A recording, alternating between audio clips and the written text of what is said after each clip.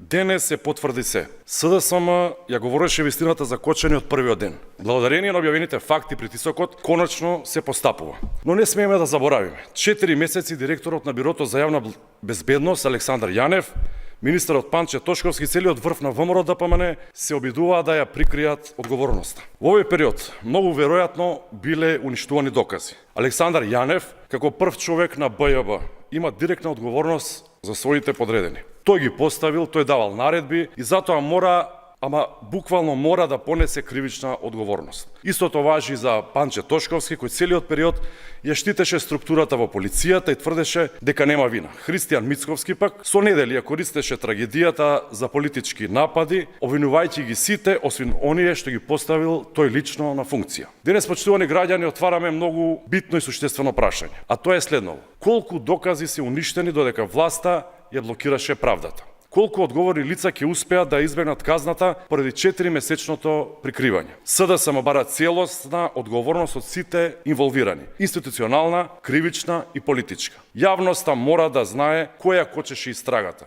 Без одговорност за Јанев, Тошковски и Мицковски нема целосна правда, а правда за Кочани мора да има.